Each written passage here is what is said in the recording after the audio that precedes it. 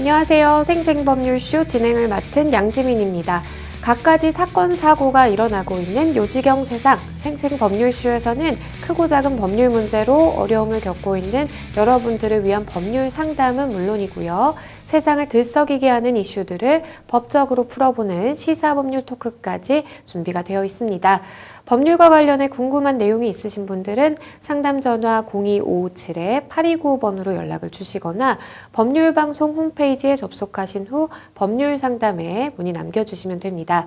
그리고 아래 나가는 메일로도 상담 문의 받고 있습니다. 각 분야의 전문 변호사가 무료로 성심성의껏 상담을 해드리니까요. 많은 참여 부탁드립니다. 그리고 지금 이 방송은 유튜브를 통해서도 실시간으로 함께 방송이 되고 있습니다. 많은 시청 부탁드리겠고요. 유튜브를 통한 소통의 창구도 열어두겠습니다. 그럼 오늘 도움을 주실 변호사님 소개해드리겠습니다. 법률사무소 오페스의 송혜미 변호사님 자리하셨습니다. 안녕하세요. 안녕하세요. 법률사무소 오페스의 송혜미 변호사입니다. 네, 올해 처음 뵙는 것 같은데 잘 지내셨어요? 네, 잘 지내셨어요? 네, 저야 뭐 똑같이 지내고 있습니다. 네, 이번 주 좀 추워져가지고. 맞아요. 네, 다시 패딩을 끝내 입었습니다. 네, 오늘도 잘 부탁드리겠습니다. 네, 억울하고 답답한 분들에게 오늘 송혜미 변호사님께서 명쾌한 상담 해주시겠습니다. 생생법률쇼 오늘 접수된 상담 내용부터 함께 만나보시죠. 두 얼굴의 시어머니, 합의 못해, 증언은 어려워, 예비 신랑의 비밀, 이렇게 오늘 4가지 사연 접수가 되어 있습니다. 잠시 후 송혜미 변호사님과 함께 짚어보도록 하겠고요. 시청자 여러분들도 끝까지 어떠한 해결책이 제시되는지 함께 해주시면 되겠습니다. 여러분은 지금 생생법률쇼와 함께하고 계십니다. 쉽사리 해결되지 않는 법률 문제를 끌어안고 있다면 지금 생생법률쇼와 함께하시죠. 법률 고민이 해결되는 가장 쉬운 방법을 소개해 드릴게요.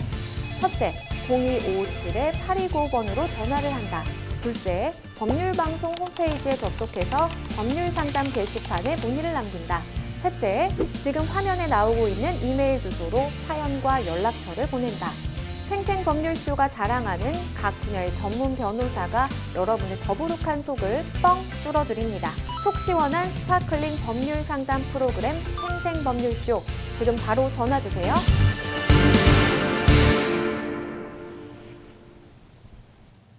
네, 생생법률쇼에서는요, 시청자 여러분들이 법과 친해지기를 바라는 마음에서 새로운 코너를 또 준비를 했죠.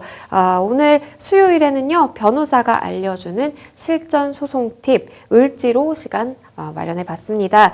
을들이 알아야 하는 법, 을지로. 오늘 알려주실 내용 어떤 걸까요? 네, 속가에 대해서 오늘은 함께 알아보려고 합니다.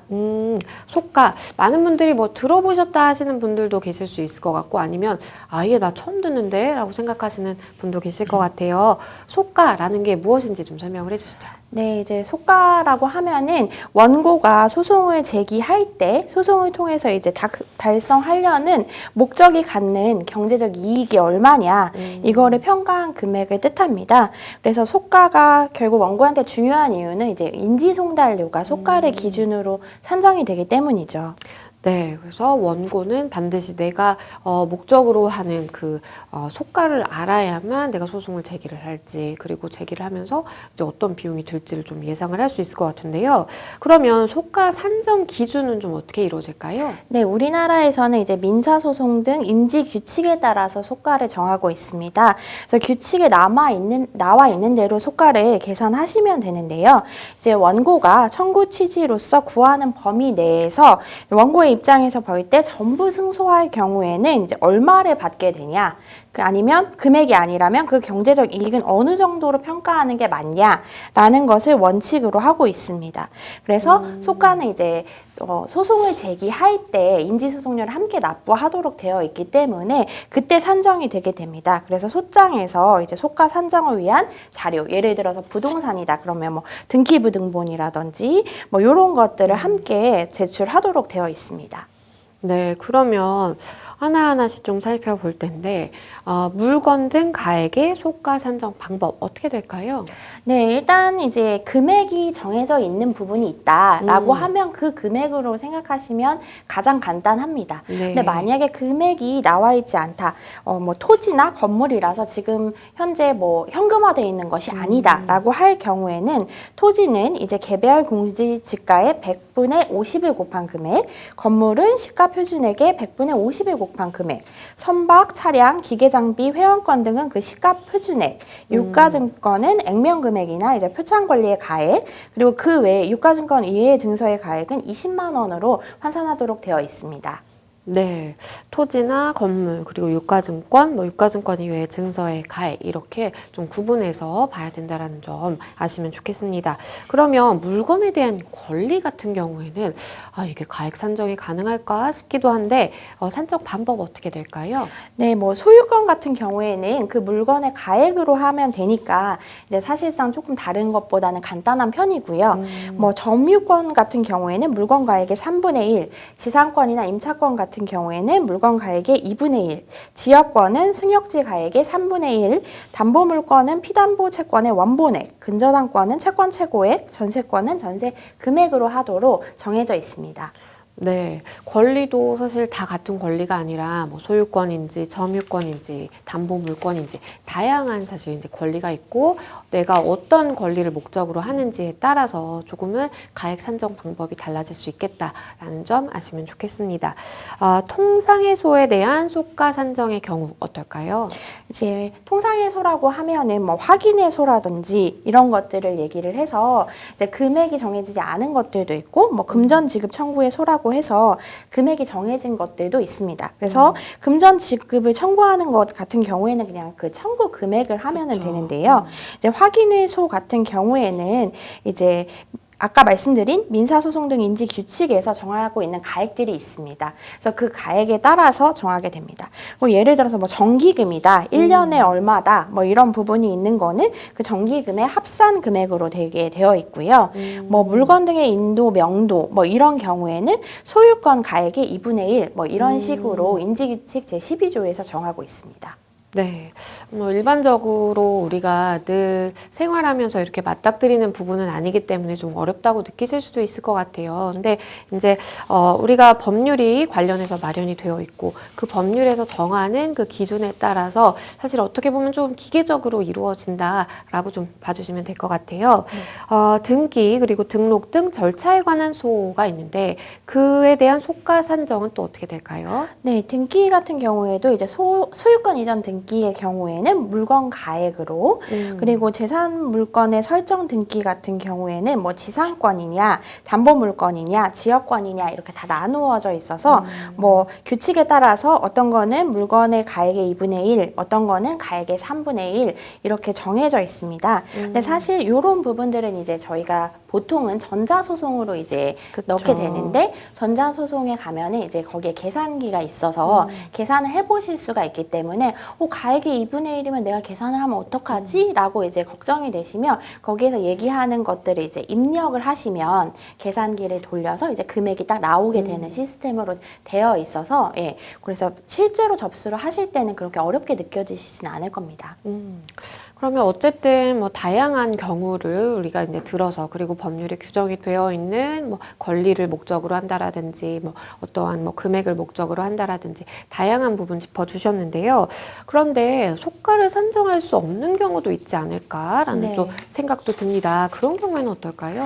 네, 이제 저희가 요즘에 또 많이 이슈가 되는 전속계약 같은 경우에도 이제 계약금을 바라는 게 아니고 계약을 해지하는 소송 뭐 이렇기 때문에 그쵸. 금액을 다투는 소송이 아니잖아요. 예, 요럴 경우에는 일률적으로 이제 계약 한 건당 5천만 원으로 계산을 하고 있습니다. 그래서 예를 들어서 나는 뭐 전속계약을 100만 원에 체결을 했는데 100만 원이 아닌가요? 이렇게 생각하실 수 있는데 이제 금액을 다투는 소송이 아니기 때문에 내가 계약금을 설사 100만 원을 받았더라도 해지하는 소송을 하실 때는 소가가 5천만 원으로 계산이 될 수 있습니다.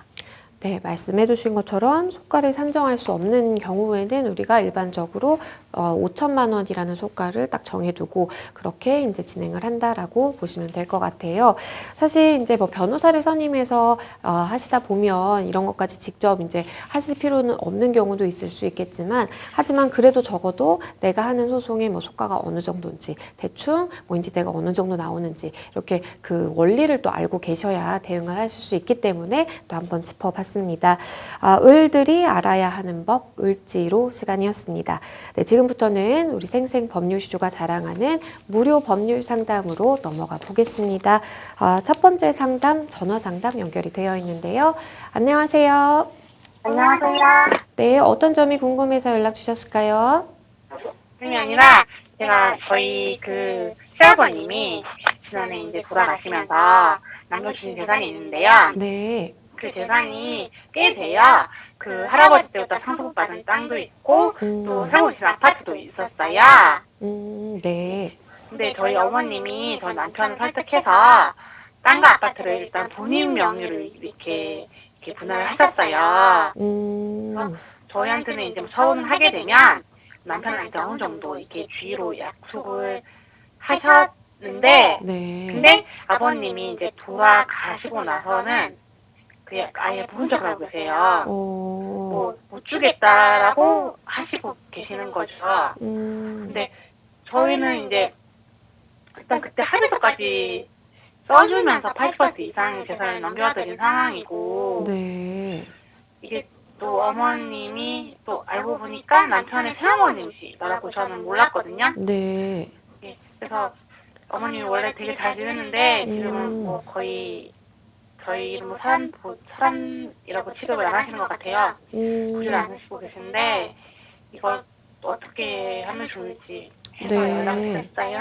일단은 지금 아버님께서 물려주신 재산이 있는데, 그거를 이제 어머니가 본인의 명의로 좀 해놓자라고 해서 이제 남편분께서 합의서까지 써주면서 그 재산을 이제 넘겨줬는데, 근데 이제 넘겨받고 나서는 이제 이 어머니 태도가 좀 돌변했다라는 말씀이신 것 같아요.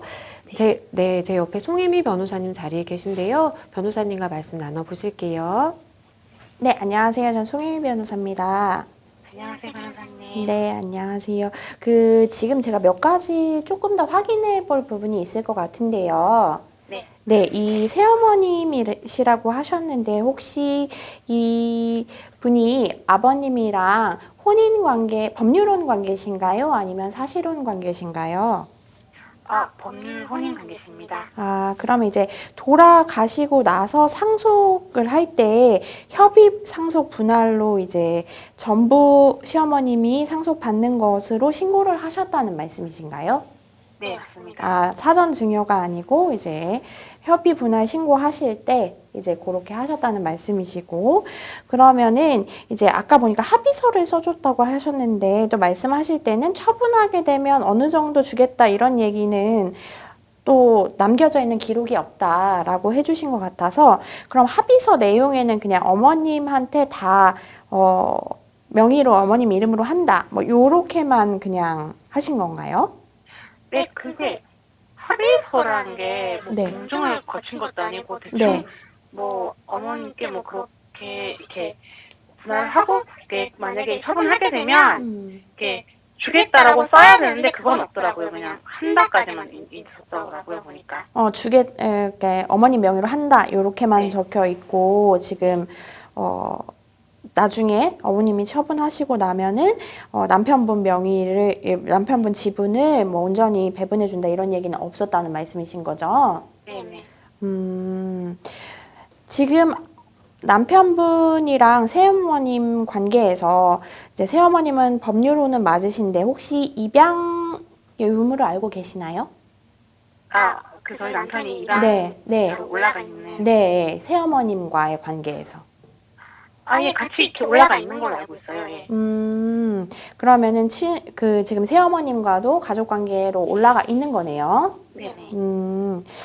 사실 지금 이 협의 분할 신고 자체를 이제 남편분께서 다 어머님 명의로 하겠다, 그리고 그쪽으로 넘기겠다라고 어떤 조건 없이 그렇게 하셨을 경우에는 이게 유효하게 이 신고가 남편분과 어머님만 공동 상속인이시라면 유효하게 신고가 된 거기 때문에 이 부분에 대해서는 지금 뭔가 법적 조치를 하실 수 있는 부분은 크게는 없으신 것 같아요. 뭐 유류분을 찾아온다던가 할 수 있는 건 또 아닌 것 같거든요. 네, 지금 모르는 사이에 어머님이 그냥 아버님 뭐 부분을 다 이용해가지고 본인 명의로 옮겨갔다라고 하면은 이제 유류분 청구라든지 우리가 이런 걸 할 수가 있겠지만 지금 그런 게 아니고 이제 보통 협의분할 신고할 때 공동상속인 모두의 그 서명이 필요하거든요, 확인이. 네. 근데 아마 합의서라고 표현하시는 부분이 제가 생각할 때는 그 상속분할 협의 신고서 같아요. 그래서 아마 거기에 보통은 이렇게 명의 옮겨야 되는 게 있으면 뭐 다른 재산 분할도 마찬가지지만 뭐 명의는 누구한테 하고 얼마의 가액에 되는 금액을 누구한테 지급한다 뭐 이런 식으로 분할을 이제 기재하게 되는데 지금 금액을 지급받는 거는 빠지고 명의만 이렇게 했던 부분이잖아요. 네. 네. 근데 실제로 이제 뭐 어머님만 남겨 계시는데 어머님이 그 집에 살고 계실 때 그런 식의 이제 협의 분할들을 하긴 하시거든요. 예. 어머님 명의로 그냥 어머님이 살고 계시니까 그렇게 하자. 뭐 이렇게. 그러니까 이게 지금 이미 우리가 거기에 사인을 해서 우리의 자의의 의사에 의해서 이 부분을 분할을 한 게 맞다면 요게 부당이득이다 뭐라고 할 부분은 사실은 아닌 것 같아요. 제 남편이 지금 이제 멀쩡한 상태도 아니고 몸이 굉장히 안 좋고 지금 좀 그런 판단을 할 수 있는 상황이 아니에요. 지금 또 제가 모르는 상황에서 벌어졌던 일이고 조금 정신적으로 조금 문제가 있어서. 그 사인할 시점에도 문제가 있었던 건가요? 뭔가 그걸 입증할 만한 뭐 진단서나 뭐 병원 기록이나 이런 게 있을까요? 네, 있습니다. 네네. 그러면은 사실은 그 부분에 대해서 저희가 입증을 해서 이게 무효다, 이 협의를 분할했을 때 이분이 지금 그런 능력이 없었다라고 다퉈보실 수는 있죠. 네. 그리고 저희가 어쨌든 뭐 제가 이제 장사를 하기 때문에 네. 어쨌든 그 여유가 없는 상황은 아니에요, 저희 집이. 근데 그래서 뭐 어머님 아버님께도 용돈을 계속 많이 드렸단 말이에요. 계속 한 달에 뭐 100만 원씩 드렸는데 뭐 이런 부분 같은 경우에도 뭐 어떻게 저희가 뭐 인정을 받거나 할 수가 없나요, 재산상에서? 원래 이 협의 분할되기 전에 이게 유효하다고 보기 전에는 이제 이런 부분을 논의를 하실 때 기여분이 있다, 내가 이런 부분에 대해서 기여를 했다, 뭐 이런 부분을 다툴 수가 있는데요. 네. 그래서 만약에 이 협의 분할 자체가 능력이 없는 사람이 지금 요렇게 사인을 한 것이다 라고 된다면 그런 부분까지 이야기를 해보실 수는 있죠. 예를 들어서 뭐 어떤 경우는 이 아파트를 구매하실 때 내가 얼마를 뭐 해드렸었다든지 뭐 이런 부분들까지 보통은 이제 기여분 나눌 때 얘기를 하시는 경우도 있으니까 그렇게 하실 수는 있습니다. 근데 이제 지금의 관건은 어쨌든 이 부분에 협의 분할 신고한 것 자체가 유효하지 않은 행위다라는 부분이 이제 관건이 될 것 같아요. 그럼 저희가 뭐 소송을 걸거나 이럴 수도 없는 건가요? 뭐 요 부분에 대해서 소송을 거실 수는 있는 거죠. 그 부분에 대해서 이제 능력이 없었다. 여기에 사인할 만한 그런 정신 상태랄까요? 그런 부분이 아니었다라는 게 필요한데요. 근데 그거는 이제 그냥 우리가 느끼기에 뭐 통상적으로 조금 그렇다라는 부분이 아니라 객관적인 의사의 진단이라든지 뭐 이런 부분이 필요하고요. 그 다음에 이 사인을 했을 때 시점보다 만약에 진단 시점이 뒤에 있다면 그건 또 안 될 수 있거든요. 네. 그렇기 때문에 그 앞에부터 이런 문제가 있었다라는 부분이라든지 아니면은 뭐 그쪽에서 뭐 다른 부분으로 인감증명서를 뭐 띄어간 다음에 여기 사인을 했다든지 뭐 이런 부분이 있으면 그런 부분도 다퉈볼 수 있고요. 이런 건 다 이제 법률적으로 다퉈볼 수 있겠죠. 소송을 통해서요. 이 재산이라는 게 어머님께서는 네. 일을 안 하셨어요. 그냥 집안에만 계셨는데 네. 그러니까 저희 아버님이 재산 같은 경우에는 오히려 그냥 아버님의 아버님, 저 할아버님의 네. 재산이란 말이에요. 네. 근데 어머님이 가사를 하나도 안 하셨는데 네. 안 하셨는데도 권리가 있는 건가요? 이거는 지금 상속분이기 때문에 네, 재산 분할이랑은 좀 달라요. 그래서 제가 아까 사실혼인지 법률혼인지 여쭤봤는데 법률혼이라고 하셨기 때문에 이제 상속인이거든요. 그러면 이제 법정 상속분이 있잖아요. 네. 네. 그래서 원칙적으로 이제 먼저는 법정 상속분으로 하는 것이고 그 부분에 있어서 이제 나의 기여도를 어느 정도 인정해줘야 되는 부분이 있다. 예를 들어서 뭐 내가 뭐 오랫동안 아프신 아버님을 길게 요양하는 데 있어서 뭐 그 비용을 다 지불했다든지 아니면 제가 아까 말씀드렸던 것처럼 부동산을 구매하는 데 있어서 내 비용이 크게 들어갔다든지 뭐 이런 부분들을 저희가 보통 기여분이라고 이야기를 하는데 그런 부분에 대해서 이제 입증하실 수 있는 부분들이 있다면 이제 그런 부분들을 또 주장하실 수 있겠죠. 네. 일단은 어느 정도 궁금증이 해결이 되셨을 것 같아요. 이제, 남편분께서 그때 당시에 이 협의에 동의하는 것을 이제 사인을 하는 그때 당시에 뭔가 의사 결정 능력이 좀 없었다라든지 이런 상황이라면 이걸 입증할 수 있는 증거를 가지고 좀 소송으로 다퉈보실 수 있는 상황으로 보입니다. 그래서 혹시 진행하시다가 궁금하신 점 있으시면 또 연락 주시면 소개해 드리겠습니다.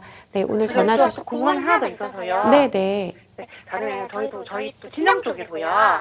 저희 할머님이 계시는데 할아버님이 좀 일찍 좀 다른 선생님 차리셨어요. 근데 저희 할머니 먼저 돌아가셨고 네. 그 할아버님하고는 한 20년 동안 따로 사셨는데 저희 할아버지가 저희 할머니의 재산을 달라고 하시는 거예요. 저희 할머니가 돌아가셨는데 근데 그때도 재산을 드려야 되는 게 맞나요? 이 부분도 지금 법률혼인지 아니면 사실상 이혼 상태인지를 좀 보기는 봐야 되는데요. 네. 그래서 할머님이랑 이혼을 못하시고 아예 그냥 따로 살림을 사신 거래요. 네. 그럼 일단 법률혼이 유지되어 있다면 이 부분은 상속인 자격은 있는데요. 말씀하신 것처럼 아예 오랜 기간 전에 이미 나가셔서 다른 데서 살림을 차리셔서 왕래가 전혀 없었고 그래서 저희가 그런 표현을 이제 사실상 이혼이다라고 표현을 하는데요. 네. 그래서 사실상 이혼 상태다라는 부분을 우리가 입증을 해서 그런 부분을 다퉈볼 수는 있죠. 그런데 그런 부분이 없는 상태에서는 이제 일단은 상속인이 맞으시거든요. 그래서 네. 저희 부모님이 그쪽에 또 자식이 한 2명 있더라고요. 네. 그분이 그쪽을 찾아가서 이렇게 상속을 포기시킨다 이런 말씀을 하시는데 네. 저희 할아버지도 얼마를 주면 포기하겠다고 하시는데 네. 그렇다면 이제 그렇게 다니면서 아예 사인을 받고 포기 각서를 받아야 되는 게 맞는 건가요? 포기 각서를 받는 게 중요하다기보다는 그분이 이제 포기 심판 청구를 하셔서 포기 결정을 받으셔야 되는데요.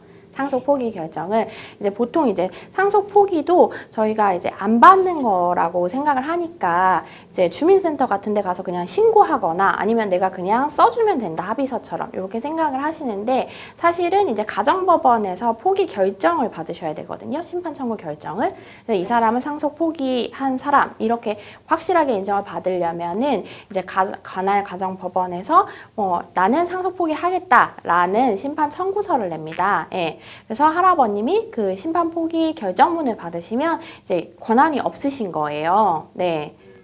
그래서 그렇게 하실 수는 있는데요. 이제 지금 현 상태로서는 아무 법적으로 다투고 있지 않고 그냥 지금 상태로만 볼 때는 상속인은 맞으십니다.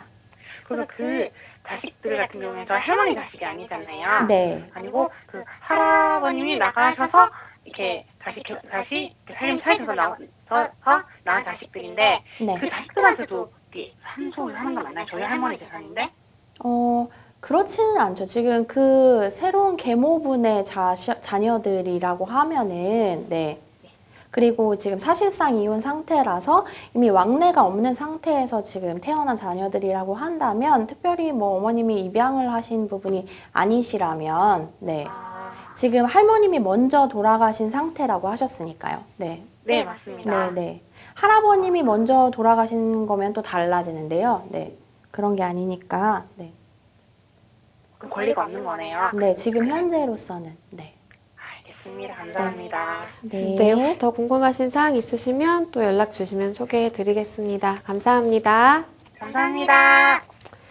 네, 일단은 이 할아버님 때부터 이제 뭐 할머님과의 관계, 그리고 아버님도 역시도 이제 새어머님과의 관계, 이런 것들이 이제 복잡하게 얽혀 있다 보니까 좀 궁금하신 점들이 좀 있으셨던 것 같아요. 마지막으로 변호사님께서 조언해 주신다면 어떤 게 있을까요? 네, 요즘에 이제 계부, 계모 이제 재혼 가정이 많다 보니까 그렇죠. 이런 부분들이 굉장히 궁금하신 분들이 많은 것 같아요. 네, 그래서 아까 말씀드린 것처럼 이제 사실혼인지 법률혼인지 부부가 그 다음에 또 자녀가 입양이 되었는지 요거에 따라서 다 다르게 나올 수 있기 때문에 그 부분에 대해서 좀 확인하셔야 합니다. 네, 변호사님께서 말씀해 주신 사항 잘 참고하셔서 대응하시면 좋겠습니다. 여러분은 지금 생생법률쇼와 함께하고 계십니다.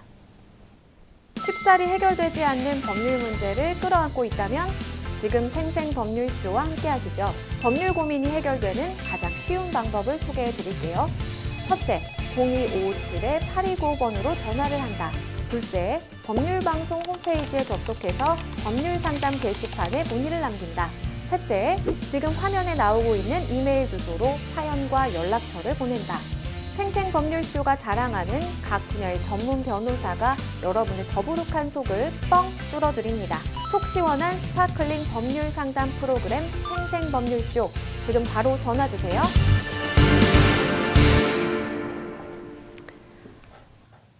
네, 저희는 다음 상담으로 넘어가 보겠습니다. 다음 법률방송 이메일을 통해 접수된 내용입니다. 함께 만나보시죠. 제가 소주병과 유리컵으로 한 대씩 폭행을 당했습니다. 가해자는 초범이고 저는 치료를 받느라 조사는 못 받았지만 경찰이 말하길 가해자가 경찰 조사 때 모든 것을 인정하고 성실하게 임했다고 합니다. 저는 전치 4주의 상해 진단서를 발급받았고 6cm가량을 꿰맸는데요. 특수상해 가해자와 합의를 시도했지만 가해자의 경제 상황이 힘들어서 나머지 합의금을 터무니없이 적게 부르고 있습니다.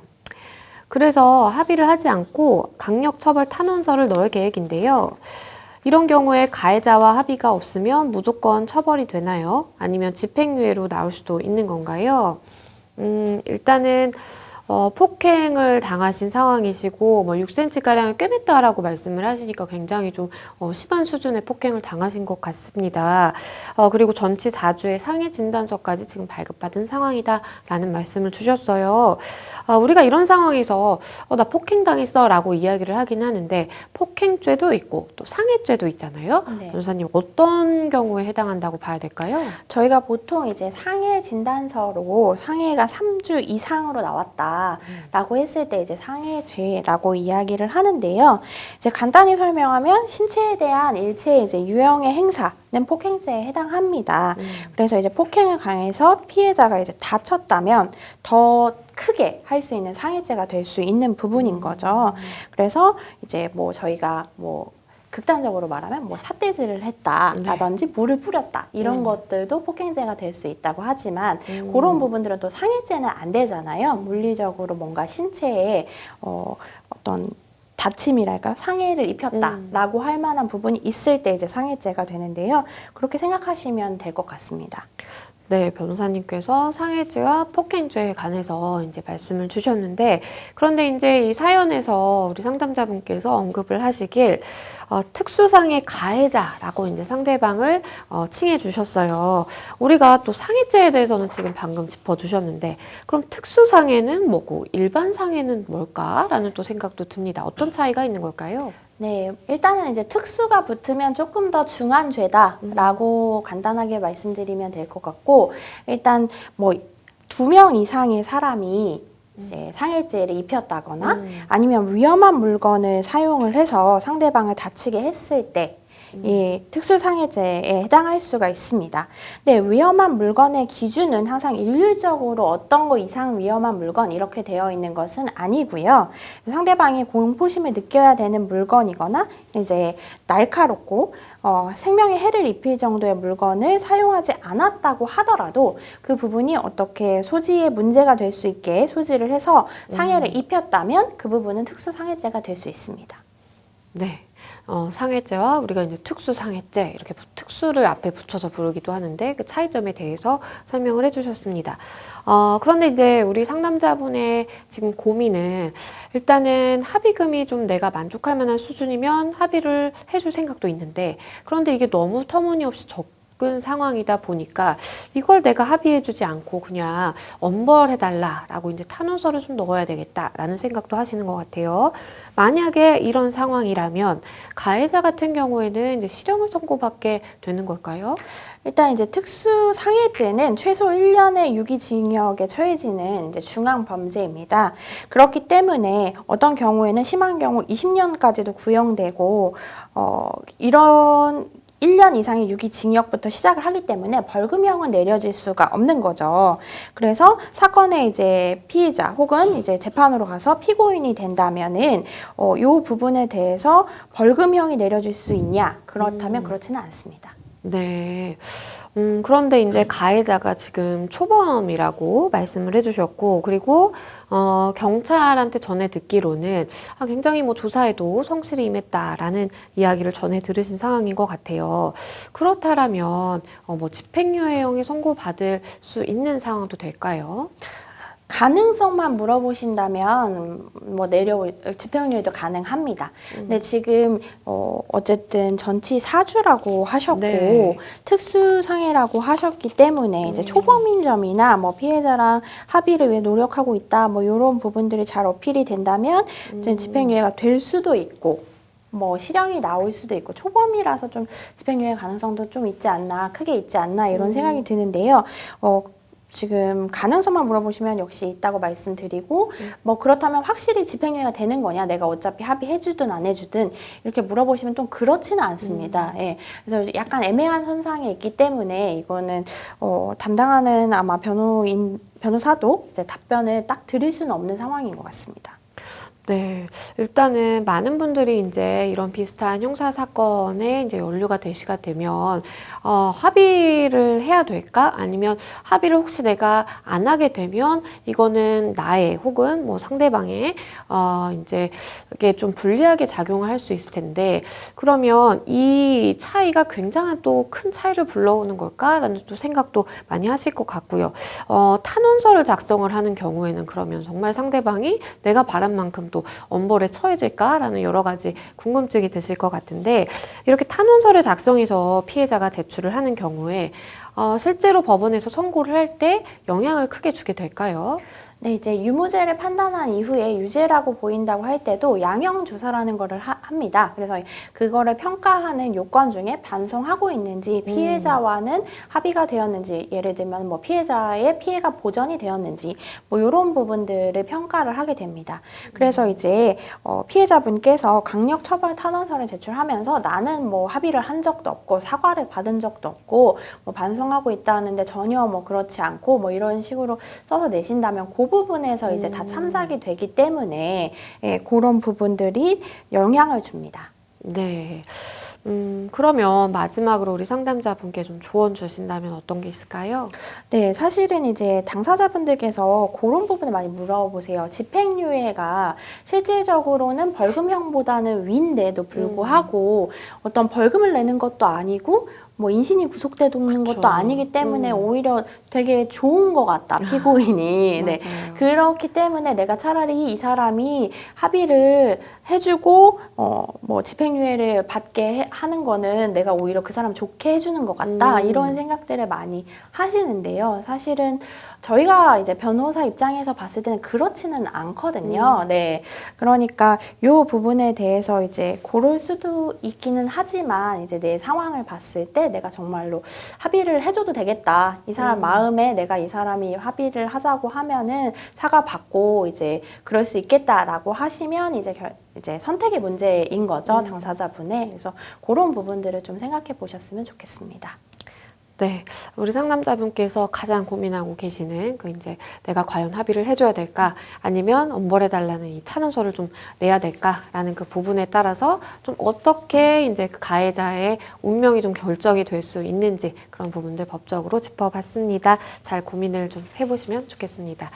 저희는 다음 사연으로 넘어가 보겠습니다. 다음 법률방송 이메일을 통해 접수된 내용입니다. 함께 만나보시죠.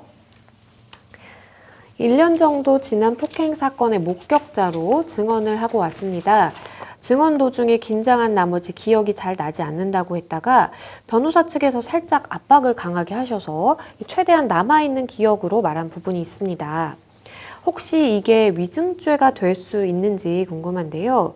그리고 CCTV상에 찍힌 제 모습이 폭행 현장을 보기가 거의 불가능한 위치였다고 주장을 하는데 이게 만약에 사실인 경우에도 정황상으로 본의 아니게 거짓말을 한 것이 됩니다. 이 경우 또한 위증죄가 될까요? 그리고 다른 증인과의 증언과 다른 부분이 있는 경우에도 한쪽이 위증죄에 해당할 수 있는 걸까요? 사실 이런 고민 많이 하실 수 있죠. 왜냐하면 나는 어쨌든 조금이라도 좀 도움을 주기 위해서 내가 그때 당시에 이제 상황이 좀 있었던 상황이다 보니까 목격자로서 이제 얘기를 하게 되는데 막 이쪽에서는 뭐 아니라고 압박을 하고 이쪽에서는 그렇지 않냐고 이제 막 물어보게 되면 굉장히 좀 심적으로 내가 조금이라도 잘못 얘기하게 되면 나까지 괜히 뭐 처벌받는 거 아닐까라는 생각을 좀 하실 수 있을 것 같아요. 일단은 기억이 잘 나지 않는 상황이에요. 왜냐하면 이게 1년 정도 지난 폭행 사건이거든요. 그래서 사실 1년 전의 기억을 더듬어 보면 막 하나하나까지 세세하게 기억을 하기는 쉽지 않은 상황입니다. 그런 상태에서 우리가 이제 증언을 하게 됐을 때 뭔가 거짓된 부분이 있다라고 하면 이게 위증죄다라고 볼 수 있을까요? 네, 이제 위증죄의 기준이 되는 거는 이제 사연자분도 그렇고 많은 분들은 이제 사실과 이제 비교를 했을 때 위증죄 처벌이 된다라고 알고 계시는데요. 사실 위증죄의 기준이 되는 것은 본인의 기억입니다. 네, 그래서 객관적 사실과는 관련이 없더라도 자신이 알고 있는 사실에 대해서 그대로 진술했냐, 자신이 알고 있는 사실에 대해서 반대로 진술했냐라는 것을 따라서 이제 처벌이 되는 거죠.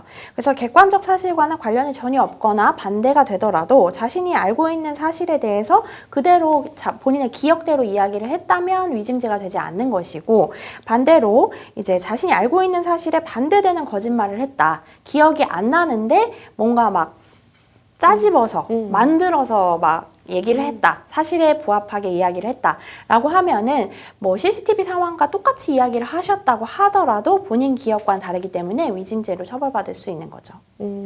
일단 우리 상담자분의 입장에서는 나는 정말 거짓말을 하거나 뭔가 누구를 속이려는 의도는 없는데 다만 좀 기억이 희미한 게 좀 문제인 상황인 것 같아요. 그러다 보니까 상대방이 이제 뭐 CCTV상의 목격자의 위치는 여기였는데 이것까지 너가 어떻게 하느냐라는 좀 이야기가 나왔던 것 같아요. 그렇다 보니까 혹시 내가 이 CCTV 상황과 뭔가 다른 상황에 대해서 내가 목격자로서 진술을 하게 되면 이게 좀 문제되지 않을까라는 생각을 하시는 것 같은데 어떨까요?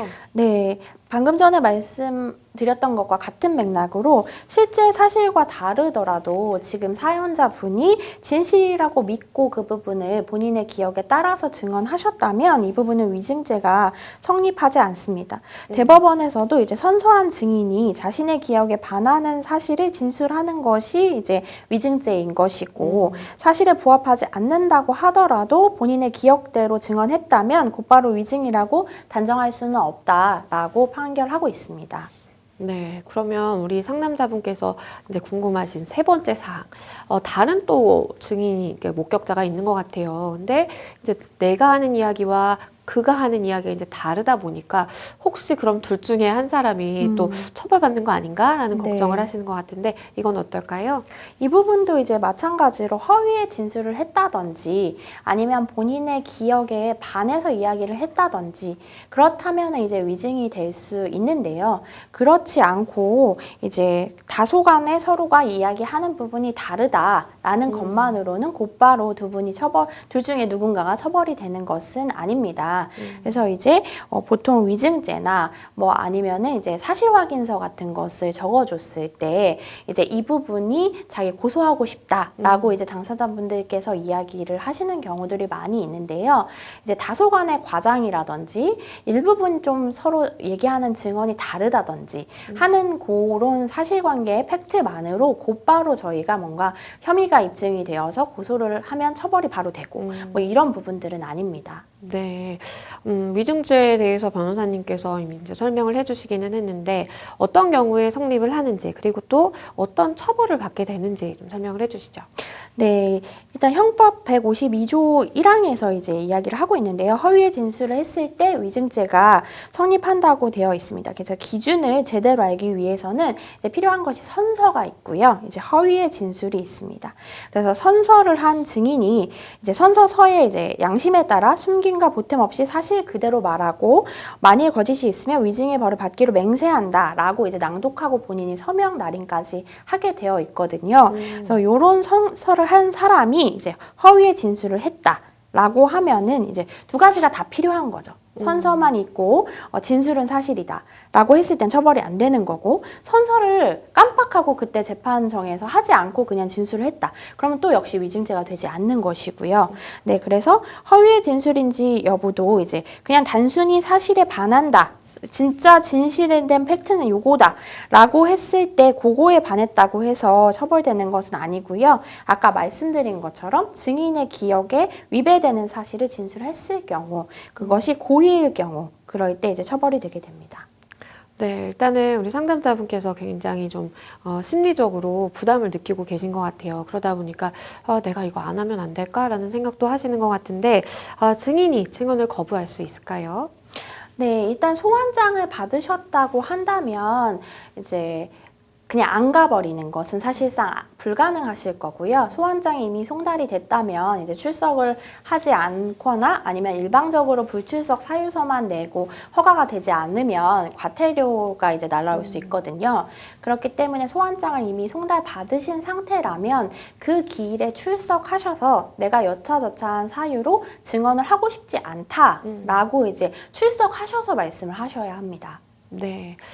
우리 상담자분께서 이제 1년 전의 기억이다 보니까 조금 정확하지 않은 부분이 있는데 있는 그대로 내가 기억하는 정말 그대로 좀 진술을 하신다면 큰 문제는 없지 않을까라는 생각이 듭니다. 변호사님 조언해 주신 것 기억하셔서 대응하시면 좋겠습니다. 저희는 또 다음 사연으로 넘어가 보겠습니다. 다음 법률방송 이메일을 통해 접수된 내용입니다. 함께 만나보시죠. 저희는 3년 정도 사귀었고 올해 3월 중순에 결혼을 앞두고 있습니다. 서로 직장 생활을 오래 하고 모아둔 돈이 있어서 이 결혼 준비는 순조롭게 진행했는데요. 어차피 결혼을 할 예정이라 미리 구한 5개월 전부터 이 신혼집에서 함께 살기 시작했습니다. 그런데 함께 살면서 신랑의 행동이 수상쩍었는데요. 우연히 보게 된 신랑의 핸드폰에서 신랑의 2억 원이 넘는 대출과 엔조이 상태의 유부녀가 있다는 걸 알게 됐습니다. 신랑에게 이야기를 했더니 사업하는 사람에게 빚은 있을 수 있고 또 여자 관계는 예전에 끝난 사이라고 이야기를 합니다. 그런데 이틀 전까지 그 여자에게 메시지를 주고받았는데 말이 안 되는 거잖아요. 더 답답한 이유는 신혼부부 대출 때문에 이미 혼인신고를 했다는 겁니다. 아직 결혼식은 올리지 않았는데 혼인 무효가 가능할까요? 상담 부탁드립니다.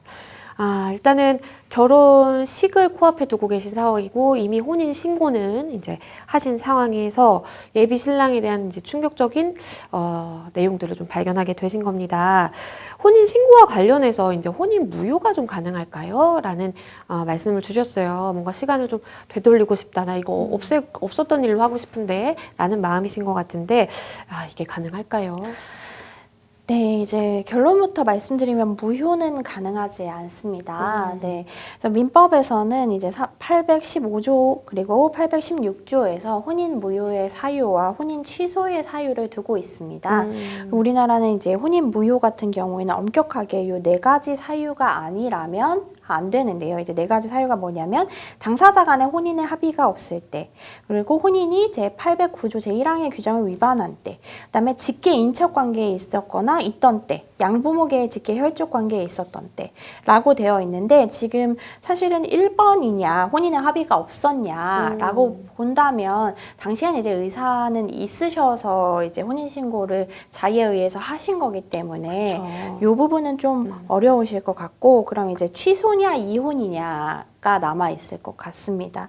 그래서 취소 사유에서는 이제 혼인 당시 당사자 일방이 부부 생활을 계속할 수 없는 악질 기타 중대 사유가 있었으면 알지 못한 때라는 사유가 있는데요. 그러니까 이 부분이 이제 문제가 될 수 있을 것 같습니다. 그러니까 이 지금 2억 원 대출과 엔조이 상대 유부녀가 있다는 거에 저희가 지금 수익까지는 그러니까 정도랄까요? 뭐 이 엔조이 유부녀 언제부터 만났고 어느 정도의 관계고 뭐 이런 거를 알지 못하니까 취소가 된다 안 된다 말씀은 드리지는 못하는데 이제 그 부분을 봤을 때 이제 조금 상당히 이제 혼인을 결정할 때 이런 걸 알았다라면 반드시 대부분의 사람들이 다 혼인하지 않았을 것이다 라고 판단이 된다면 이제 취소가 가능하실 것이고요. 그렇지 않다면 이혼이 가능하실 텐데 뭐 이 부분 봤을 때 당연히 다 이거는 혼인을 결정하지 않는 거 아니냐라고 하신다면 이 부분도 역시 무효 를 이렇게 엄격하게 보는 것처럼 취소도 엄격하게 보고 있어서 대다수의 경우는 이혼으로 처리되는 경우가 많아서 저희가 이 부분은 조금 더 자세히 봐야 된다고 말씀드리는 겁니다. 네, 말씀해 주신 것처럼 사실 많은 분들이 혼인 무효나 취소나 뭐 이거 되돌리는 거 아닌가? 라는 생각을 하실 것 같은데 변호사님께서 이제 무효와 취소의 차이에 대해서도 설명을 해 주셨습니다. 일단은 우리 상담자분 굉장히 정신적인 충격을 많이 받으셨어요. 이렇게 남편이 뭐 빚이 있는 줄도 몰랐고 다른 여성이 있는 줄도 몰랐고 그렇기 때문에 이거에 대한 나는 좀 정신적 손해에 대한 위자료를 좀 받고 싶다라는 생각을 충분히 하실 수 있을 것 같은데요. 위자료 청구 가능할까요? 네, 위자료 청구는 뭐 당연히 이혼으로 하시든 이혼 뭐 취소로 청구하시든 간에 하실 수 있을 것 같고 지금 미리 이제 혼인 신고를 하셔서 같이 살고 있었다라고 하시면서 이제 이유가 대출 때문이었다라고 하시는 걸 봐서는 이제 뭐 약혼 취소랄지 혼인 취소랄지 이제 하시면서 들어갔던 이제 준비하셨던 비용들 그리고 이제 약간의 위자료라고 해서 이 부분들을 다 정리하셔서 청구하실 수 있을 것 같은데요. 일단 혼인 신고된 기간 안에 이제 상간한 사실이 밝혀진 거기 때문에 어떻게 쉽게 설명드리면 상간녀 소송이라고 보실 수 있을 것 같거든요. 네, 그래서 그 부분에 대해서 이제 기간이나 아까 말씀드렸던 이 둘의 관계가 어느 정도 이제 정도인지 그런 부분들, 그 다음에 이제 증거 확보하실 수 있는 부분들을 확보하셔가지고 이제 그거에 따라서 이제 청구하실 수 있을 것 같습니다. 네, 그리고 지금 뭐 언급을 해주셨지만 이 남편에게는 만나는 여성이 있는 것으로 지금 보입니다. 그러면 이 여성에 대해서도 또 손해배상 청구가 가능할까요? 네, 이제 혼인신고 했으니까 법률혼 관계잖아요. 네, 법률혼 관계에 있는 사람이 다른 사람과 이제 불륜 관계에 있었다, 상간을 했다라고 하면은 방금 말씀드린 것처럼 이제 상간녀 소송이죠. 네, 그렇기 때문에 그 부분에 대해서 이제 상간한 그 상대방 여자분에게도 이제 청구하실 수 있고 남편분에게도 이제 청구하실 수 있는 거죠. 네. 그러면 마지막으로 이 부분도 좀 살펴볼게요. 재산 분할이 좀 어떨까 싶은데, 왜냐하면 혼인 기간이 굉장히 지금 어쨌든 신고된 기간으로부터 이제 따져봤을 때 굉장히 좀 짧긴 하거든요. 그러면 네. 이건 어떨까요? 보통 이제 저희가 3년 이내에 이혼하시는 분들 같은 경우에는 이제 각자 가져온 재산을 나누지는 않고 다시 각자 가져가신다고 생각하면 된다고 이제 설명을 드리는데요. 지금은 이제 3년도 아니고 이제 몇 개월이시기 때문에 남편분 재산을 분할 받으실 수는 없을 것 같고 들어가셨던 비용들에 대한 손해배상 및 위자료 청구를 하실 수 있을 것 같습니다.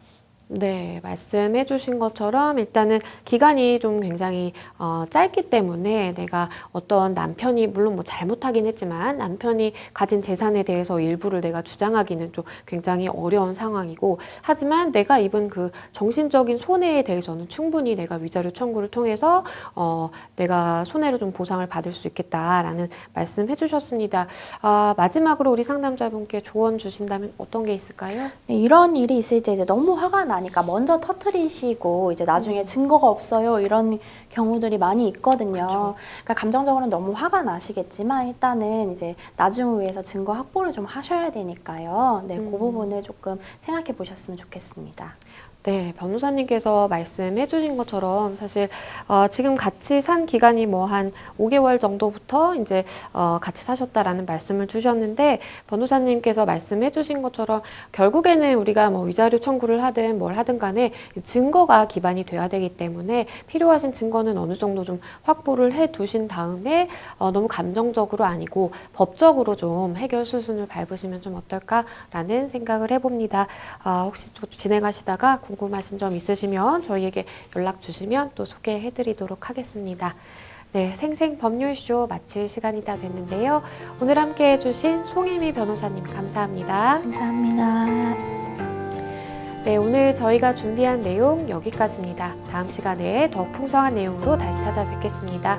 시청해주신 여러분 고맙습니다.